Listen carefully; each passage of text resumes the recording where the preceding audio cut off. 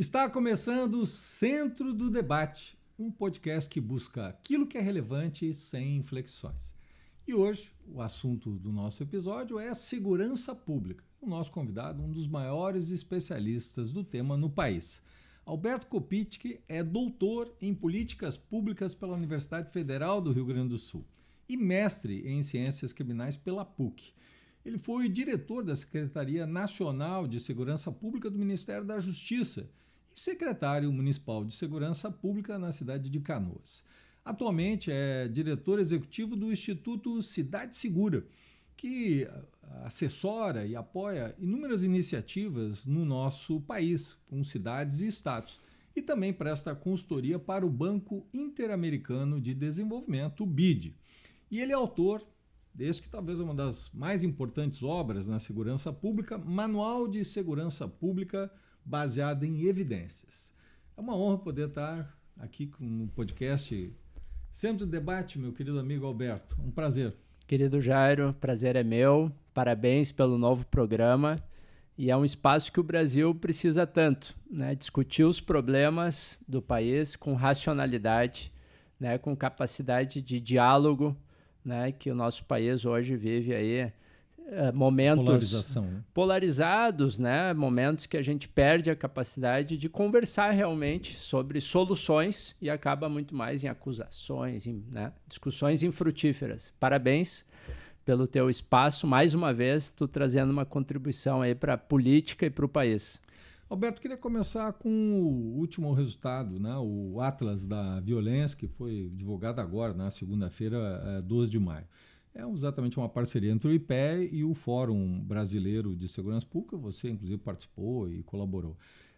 Os dados são monitorados desde 2013 e, inclusive, 2017 foi o ápice, né? Nós tivemos o maior número de homicídios, foram 65.602 homicídios. Em 2023, que é o último ano, quer dizer, o ano que está sendo apresentado é 23, né? Foram 45.409 homicídios. Se a gente comparar com maior, nós temos uma redução aí de 30%. Temos em torno de 21,2 homicídios a cada 100 mil habitantes. Esse movimento de redução é algo consistente, algo que veio para ficar efetivamente? É até curioso, né? Talvez as pessoas tenham dificuldade de entender, né? Que hoje o Brasil, se a gente olhar o percentual da queda de homicídios, é um dos casos de maior sucesso, talvez inclusive da América Latina, né? Uma queda sustentada que vem se mantendo ano após ano, né? Quando a gente olha os próprios dados de 2024, tivemos mais uma queda, só que essa queda se dá por dois motivos divergentes. De um lado, a gente tem um conjunto de estados, né, de 10 a 15 estados, que vem evoluindo tecnicamente no modelo de segurança com muito sucesso. Felizmente, o Rio Grande do Sul é um deles, a gente vai poder conversar um pouco sobre isso e outras experiências que, com o avanço das polícias, modernização, análise criminal, alguma melhoria do sistema prisional, embora ainda tenha um longo caminho para isso, né, a gente vem conseguindo esses estados ter uma queda sustentada. Por outro lado, a gente tem um fortalecimento do crime organizado. Nós temos duas grandes facções que dominam hoje, né, o cenário nacional e disputam em vários estados, fazem uma disputa entre grupos locais, né, e elas estimulam, armam esses grupos, e você tem esse grande, gravíssimo problema de perda de território, que o Rio de Janeiro é o símbolo, né? Infelizmente, né? A cidade... A população não consegue chegar e as forças do Estado também não chegam. A gente tem praticamente 30% do Rio de Janeiro que para entrar só com uma operação especial, né? Realmente quem exerce o poder no dia a dia daqueles territórios é o crime organizado. E isso acontece em várias capitais e grandes cidades do Brasil. A gente não pode tapar o sol com a peneira, né? A situação ainda é gravíssima. A situação de crimes contra o patrimônio, contra o celular, por exemplo, roubo de celular, São Paulo atingiu o ápice. Então, assim, temos uma melhora e temos algo a comemorar, temos, né, pelo avanço desses estados, de algumas polícias do Brasil.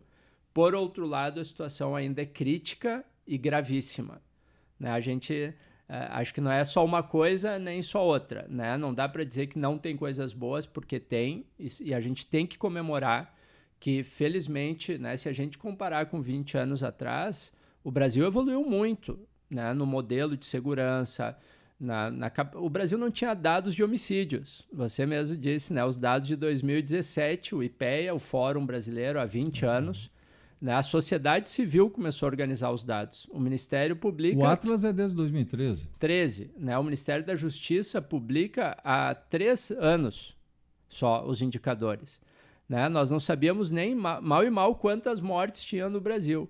Então, o Brasil vem evoluindo tecnicamente, embora a gente não, né, muitas vezes não perceba, mas realmente o crime organizado também vem evoluindo, e talvez numa velocidade mais rápida. Né? Eu acho que é o grande desafio que o Brasil tem hoje. Assim como a gente teve problema econômico, né, nos anos 90, a democracia nos anos 80, eu acho que a questão em aberto do Brasil é o tema da segurança pública ainda. Roberto, nós temos 3 estados na ponta de cima, 3 estados na ponta de baixo, mas veja, o Amapá é o estado mais violento, 57,4 homicídios a cada 100 mil habitantes. A Bahia é o segundo, com 43,9, aí tem Pernambuco. E na ponta de baixo, a gente tem São Paulo com 6,4, Santa Catarina 8,8, 8,8 né, mortes, homicídios a cada 100 mil habitantes, e o Distrito Federal com 11. Agora, uma coisa chama a atenção, né? Você falou São Paulo, há uma sensação de violência. O próprio anuário, o Atlas, fala sobre a questão da morte oculta, né? Dados que não são ainda verificados. Quer dizer, como é que você avalia primeiro, esses dados de São Paulo, que tem uma sensação de insegurança, mas é o estado com menor número de homicídios, e segundo, essa desigualdade, né? Você pega, por exemplo, Santa Catarina com 8, e você pega lá o Amapá com 57, como fazer para quebrar essa desigualdade? A média do Brasil hoje é 21,2, né? São Paulo é um caso à parte, né? São Paulo teve uma evolução muito importante, né, nessas questões de análise criminal, planejamento, né? A Polícia Militar evoluiu muito desde o ano 2000, né, um sistema de gestão. Os municípios entraram muito forte no tema da segurança, né, com guardas, com câmeras, com programas de prevenção, que tem municípios muito ricos, né, em São Paulo, muito fortes. E isso provocou uma queda, realmente é um case, né, internacionalmente conhecido, a redução de São Paulo. Por outro lado, né, a gente tem em São Paulo a maior facção criminosa do Brasil, uma das maiores do mundo, né, hoje, que domina boa parte do tráfico de drogas para a Europa, para a Ásia, para a África, é a organização criminosa de São Paulo. Né? E eles têm esse monopólio do crime também ajudou a provocar a queda dos homicídios. São as duas coisas. Assim como a gente falou do Brasil, a gente não pode deixar de ver os avanços e não pode deixar de ver a gravidade.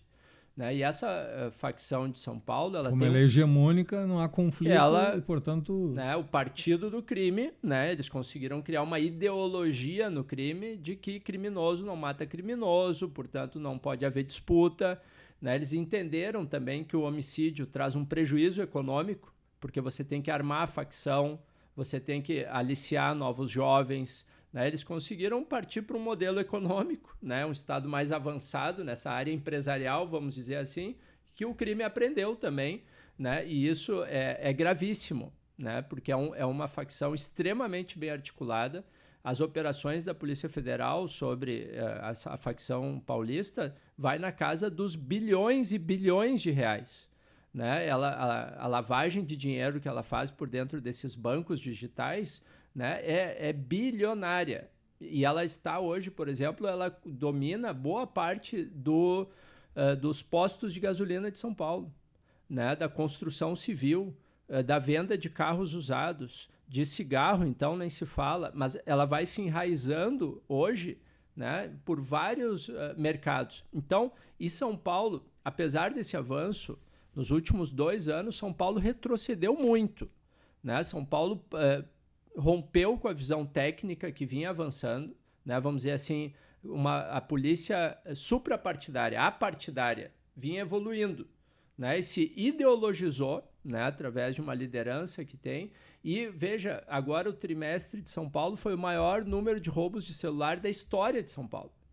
Porque essa visão de que segurança pública é grito, né? Discurso durão, isso desorganiza as polícias de trabalharem tecnicamente. A polícia de São Paulo teve inúmeros casos, né, de aumento de violência. A Operação Escudo em Santos, com 50 homicídios para responder a uma morte da rota. Então, nós voltamos, né, para um modelo de segurança pública do tempo da ditadura.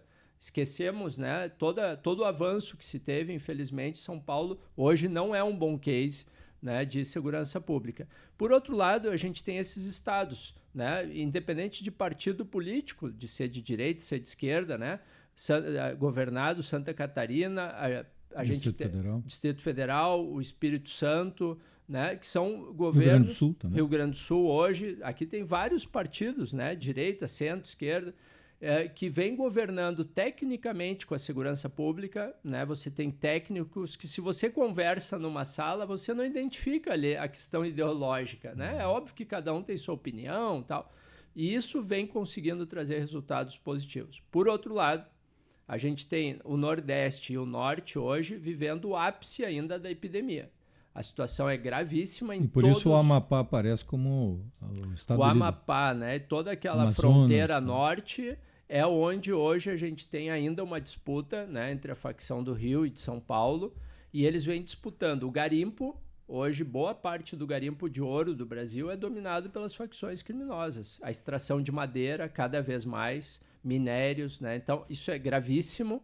Né, isso tem questões de soberania nacional, questões, né, de fronteira, de segurança de fronteira, que estão em aberto. Né, e a gente tem ainda o mesmo tamanho da Polícia Federal que a gente tinha há 20 anos atrás, o mesmo tamanho da PRF, né, o mesmo sistema federal, que foi um grande avanço de presídios, mas que não cresceu mais.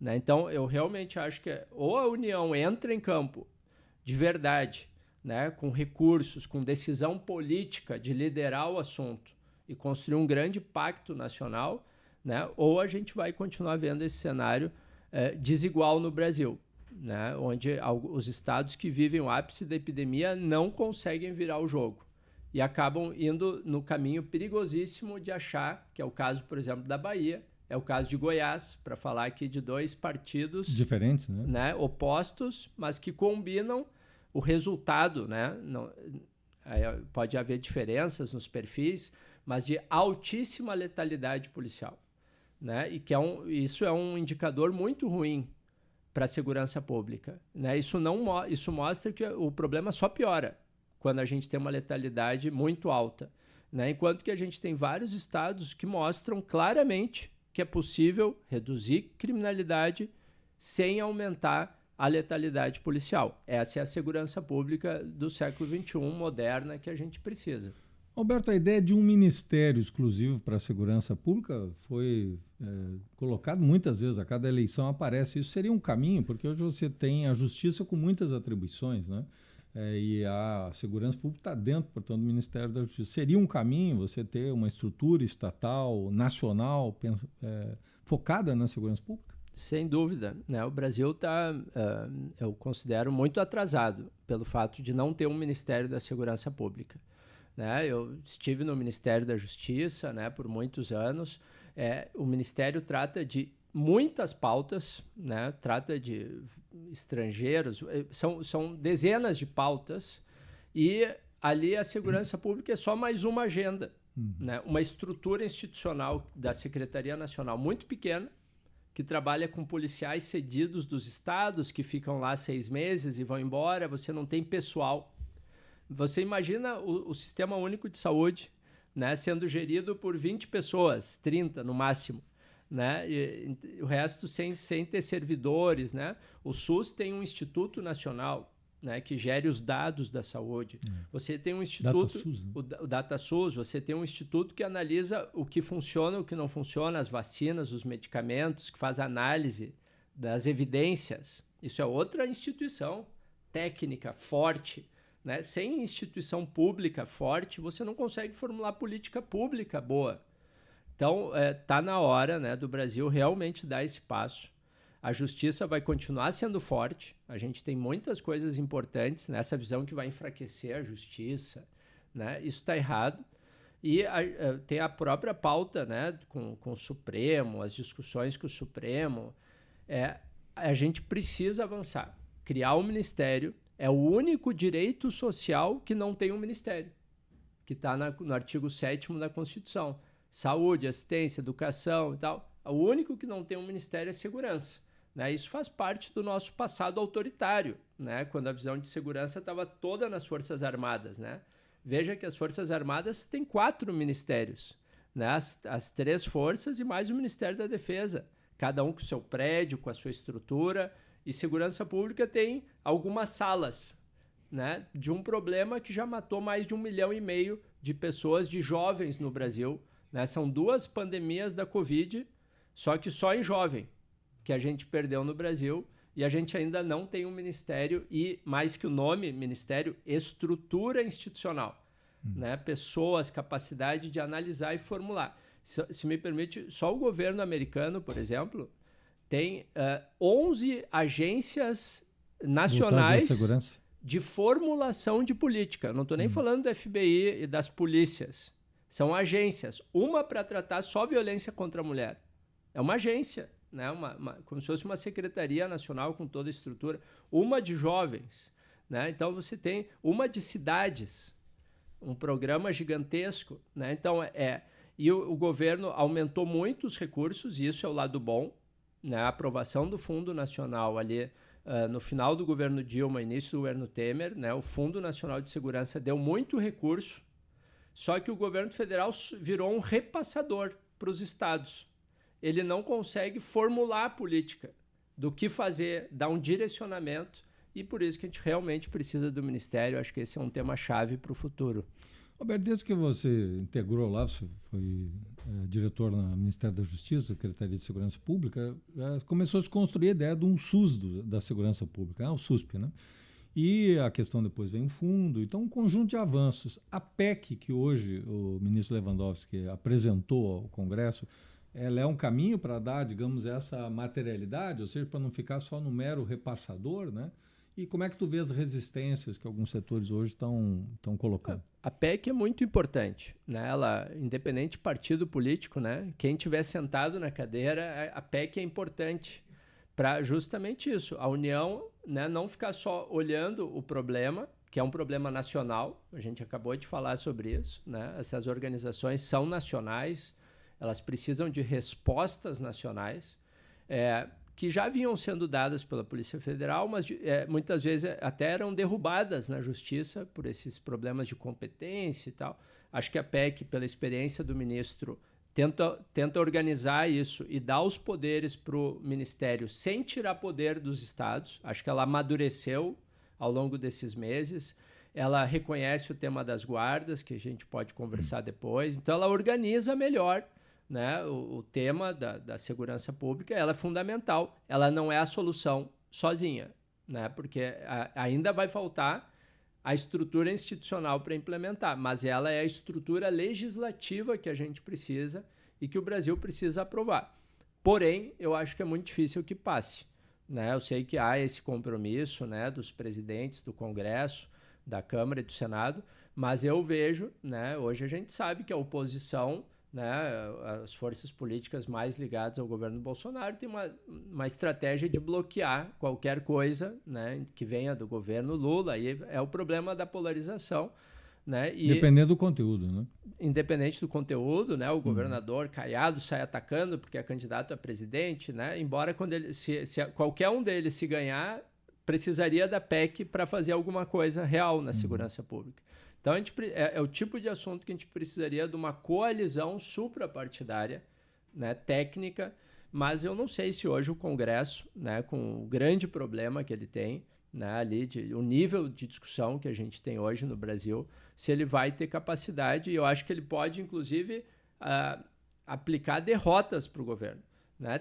Esses governadores defendem hoje que os estados tenham um código penal próprio. Aí sim, né? Então, a PEC ela vai na direção do que hoje a gente tem no mundo.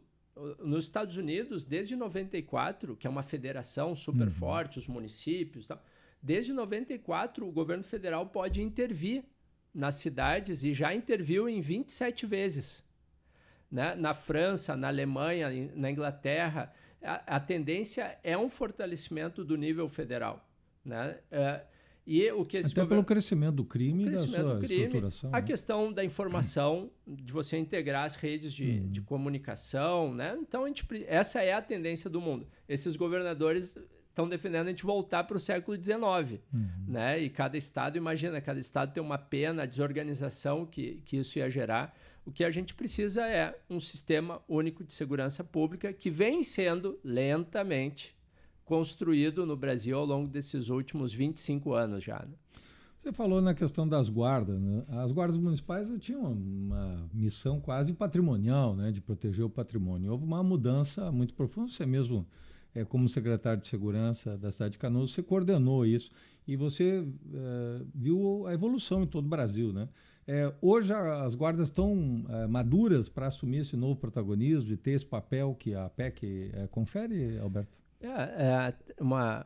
Até uma alegria a gente falar disso, né, Jair? Porque tu, como prefeito, assim, liderou uma das maiores viradas, né? Eu considero, assim, sou suspeito, né? Obviamente que nós trabalhamos juntos o que seria a primeira experiência moderna, né, de um município, que foi exatamente 2009, 2010, 11, 12, né? O primeiro município que abraçou o tema, que modernizou e que trouxe a guarda para o debate de segurança pública. Não dava mais, né? Os guardas, nós discutíamos isso logo que chegamos na prefeitura, os guardas cuidavam de prédios durante a noite, né? Nós não, precisamos dessa força de segurança na rua, na praça, pelo menos, né? No centro da cidade. E isso evoluiu muito no Brasil, né? E criou um problema.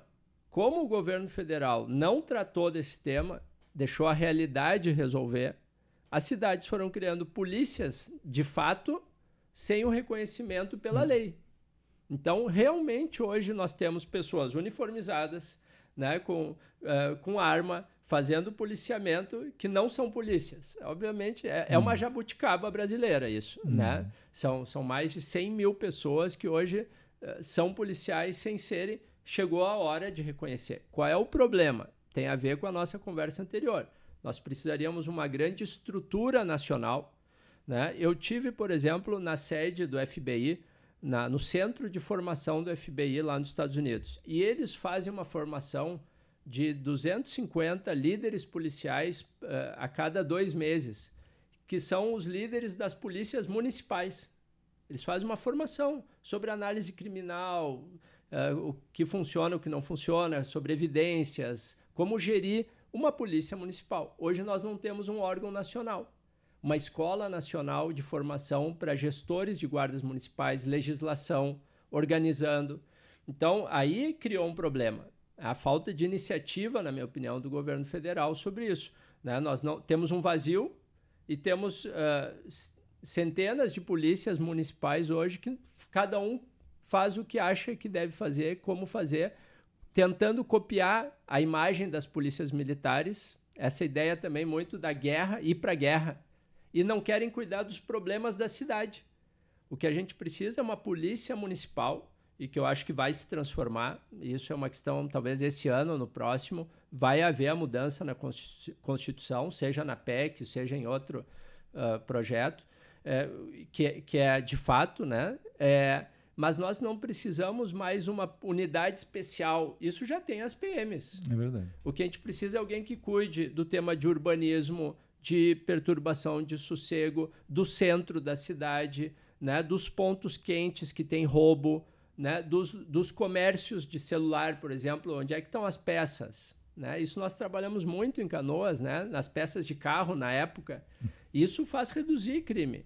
Né? Integrar as fiscalizações do município. Então, essa visão mais moderna de polícia local é o que a gente precisaria que o governo federal impulsionasse no Brasil. Né? Senão, a gente realmente vai ficando, né, com centenas de pequenas polícias militares sem ter a tradição, a hierarquia das PMs, e isso me preocupa um pouco. Roberto, vamos olhar um pouquinho aqui para o Rio Grande do Sul, porque quando o governador Eduardo Leite assumiu, havia uma profunda crise, né? Talvez um dos momentos mais difíceis foram 2015, tivemos aquela greve, paralisação das atividades da Brigada, da Polícia Civil. Como é que é essa virada? Porque hoje, no Atlas mesmo, e nos indicadores, mostra uma grande recuperação, uma redução, né, dos indicadores, homicídios, furtos, roubos. Então, o que gerou essa grande mudança e esse reposicionamento do Rio Grande do Sul? Eu acho que o Rio Grande do Sul, e talvez o teu programa seja o melhor espaço para a gente falar disso, né? Tem uma trajetória muito boa e talvez que as pessoas não conheçam, né? Eu vou tentar sintetizar aqui, mas, por exemplo, o governo Tarso deu o maior aumento de salário para as polícias da história. Isso o próprio, né, governador Leite reconhece. Como isso foi importante para reter pessoas, né, que talvez estariam na Polícia Federal, na Polícia Rodoviária Federal, fazendo outros concursos e que decidiram ficar aqui do Brasil inteiro pelo salário. Isso foi um grande avanço do governo Tarso, a criação da Delegacia de Homicídios, né, que completou 10 anos e que hoje é o centro dessa estratégia toda. No governo Sartori, e a crise teve andamento. Claro. Né? Eu chamo esse período da Guerra Civil Brasileira. Né? Esse 2016, 2017... Não é só aqui, né? O Brasil inteiro, né, estourou, né, essa disputa, né, do PCC e do Comando Vermelho, e isso desorganizou todo o sistema de segurança.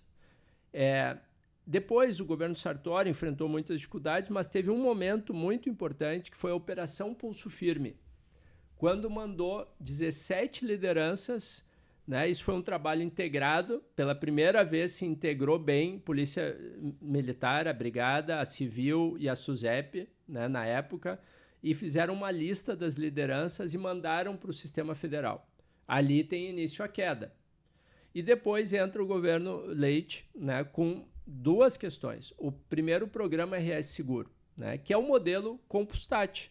É um modelo, nós implementamos... Que foi aplicado em Nova York com muito sucesso. Né? Em Nova York e em Canoas, né, que a gente também tem que saber contar a história de verdade, né? E hoje o próprio secretário, o delegado Padilha, que é um dos maiores técnicos hoje, né, teve a oportunidade de conhecer naquela época a nossa experiência, e que bom que a gente pôde trazer essas contribuições, né, para o Estado. E é um modelo de gestão integrado, né, onde todas as polícias têm que apresentar os resultados pelas regionais, o delegado, o diretor regional, o coronel que comanda aquele batalhão, a polícia penal, a perícia, e montar planos para resolver e reduzir esses indicadores, né? São 3 indicadores prioritários. Então, isso criou um outro ambiente de planejamento, de indicadores, de análise, né? Que é exatamente o que se fez, né, na famosa experiência de Nova York, que é pouco conhecida. Ficou mais conhecido aquele... Sim, tolerância zero. Aquela, né, fala do prefeito, né, que inclusive o chefe de polícia, William Bratton, foi embora, porque não aguentava mais aquela fala toda, né, muito ideológica, enquanto que a polícia estava fazendo uma revolução de verdade e chegou no Rio Grande do Sul. Né? Isso provocou uma grande queda, e nos últimos 2 anos, o Rio Grande do Sul começou a implementar a dissuasão focada, que é uma estratégia que nós trouxemos pela primeira vez lá para Pelotas, em 2017, uma estratégia que foi criada nos Estados Unidos, implementada em várias cidades americanas, que é uma análise de inteligência, onde você ataca as lideranças das facções com toda a força, integrado todas as forças de segurança, de uma maneira muito rápida, para responder aos homicídios. E você deixa muito claro que não é mais aceitável homicídios. E que se a facção continuar cometendo, a liderança vai pagar, né? Com punições administrativas, transferência, operação de lavagem de dinheiro contra ele, contra a família, retenção de recursos. Você faz realmente uma frente de ataque e você faz os homicídios caírem. Né? Isso é feito hoje em Nova York, em Boston, em Chicago, né? Na Europa isso hoje é muito usado. Baseado em inteligência. Segurança do século XXI é inteligência, né? Eu sempre digo, infelizmente, o problema do tráfico de drogas, do consumo, ele vai durar muitos anos. Não tem uma experiência que tenha conseguido reduzir o uso de drogas nos últimos 30 anos no mundo. Mas a gente tem várias experiências que fizeram a violência urbana reduzir. E esse tem que ser o centro da segurança pública. Né? Então, o Rio Grande do Sul conseguiu implantar isso pelo diretor Mário Souza, do DHPP, aqui, delegado da Polícia Civil, né, de uma qualidade excelente quadro, impressionante, né? Um nível mundial, né? O que ele, a equipe do DHPP e todas as forças estão fazendo hoje, eles têm uma mesa de inteligência com o Ministério Público, com o Judiciário, analisando homicídio a homicídio. Isso era inimaginável quando nós começamos o trabalho de Canoas. Se dizia que homicídio era para deixar para lá, porque era bandido matando bandido, não tinha o que fazer, né? E hoje o Rio Grande do Sul mostra que tem como fazer. Tomara, né? E isso é algo importante que a gente tem que discutir, que o Rio Grande do Sul não retroceda. Independente de partido político, de direita, de esquerda, de centro, né? Isso é um acúmulo, uma vitória gaúcha, que hoje, e falo isso de maneira técnica, o Rio Grande do Sul hoje é a melhor experiência da América Latina que a gente tem em curso. Eu tenho trabalhado no Equador, em outros países, né? E tenho trazido pessoas para cá para conhecerem, né? Porque se conquistou, as polícias gaúchas conquistaram isso. Nós não podemos jogar isso fora, né? Por causa de rede social e discursos populistas. Polarização, né? E voltar para trás para aquela ideia que tem que a única forma é matar bandido e tem que isso pode fazer a gente perder tudo que conquistou e a gente voltar para os índices de 2016, 17. Né? Espero que o Rio Grande do Sul continue amadurecendo cada vez mais na segurança pública, independente de partido político. Roberto, você fez um trabalho muito importante para Pelotas, junto com a prefeita Paula Mascarenhas, todo esse trabalho, né, de repensar e essas ações, trabalho de policiamento comunitário também que foi feito lá, e você está fazendo um trabalho muito interessante em Niterói. Eu queria que tu pudesse falar um pouquinho disso, porque Niterói comemorou agora um mês inteiro sem homicídios. Eu vi nas estatísticas que chegou do mês com 32, 34 homicídios, quer dizer, um homicídio por dia, né? Niterói está ali, de frente para o Rio de Janeiro, quer dizer, num palco conflagrado. Como é que tu vê essas políticas, né? essa ação, quer dizer, políticas que deram certo com inteligência, com trabalho nas comunidades? O que a fórmula que deu certo lá está dando certo em Niterói? Acho que desde a experiência, né, de Pelotas, né, que a prefeita Paula, né, a estimada prefeita Paula, foi conhecer em Canoas, né, e nós fomos sempre... Sim, no final do meu mandato ela... No final do mandato, tive a oportunidade de recebê-la. Ela foi lá, passou um dia inteiro conhecendo, né, e a partir dali nós fomos trabalhar junto com ela, prestar consultoria para cidades, e sempre procurando aprender mais, né? E o que nós temos aprimorado cada vez mais são essas estratégias baseadas em evidência. Nessa ideia, existem algumas estratégias, são as vacinas para a segurança pública. Assim como a gente tem a vacina, né, para vírus e tal, embora tenha gente aí que ainda tenta difamar a vacina, né, voltar para a Idade Média, nós também temos na segurança pública programas de prevenção que trabalham com famílias, nas escolas ou com as polícias de aplicação da lei e urbanismo, que a gente sabe que provocam queda de homicídio. E o que Pelotas e Niterói, né, agora mais recentemente, está mostrando de uma maneira impressionante, né, que isso funciona. Quando a gente faz esse trabalho integrado com um líder político sério, que acredita na união de forças, que sabe convocar as forças, que é o prefeito Rodrigo Neves hoje. Sim, um dos grandes gestores. Né, é um gestor impressionante, né?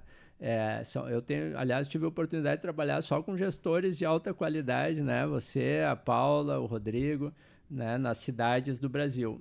E também o Pronace, né? Há muitos anos atrás, com o Tarso. Então, a gente vem trabalhando, as cidades, essas experiências demonstram que é possível reduzir violência.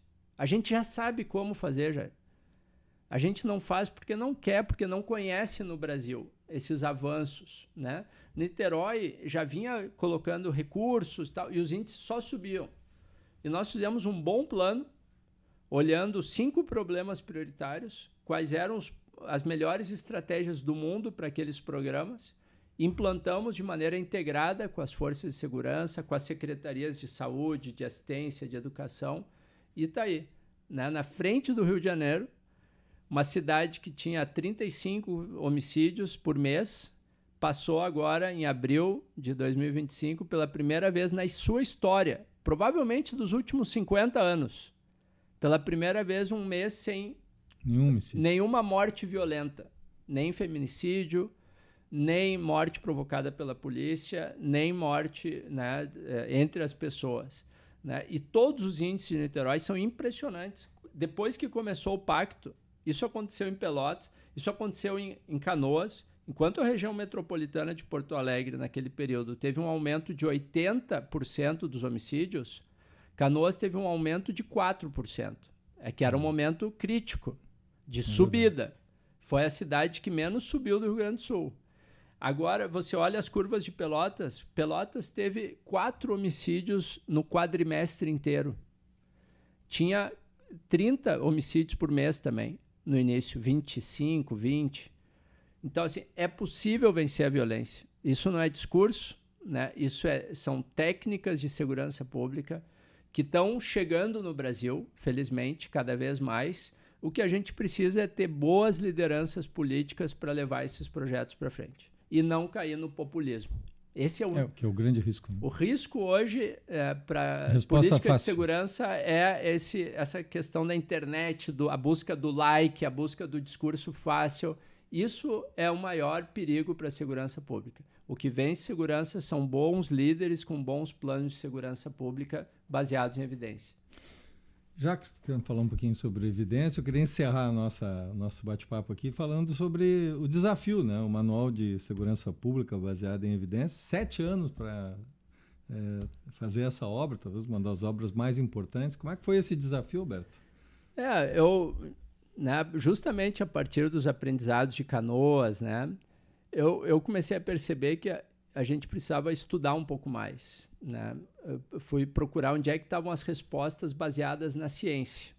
E conheci, né, o que é isso. São os experimentos feitos no mundo, experiências de cidades reais, onde você avalia o impacto do que funciona e com um grupo controle, como a vacina. Sim. Isso nos permite saber melhor o que funciona. O que deu certo efetivamente. E qual é a metodologia mais fina, né? Só que isso tudo está em inglês.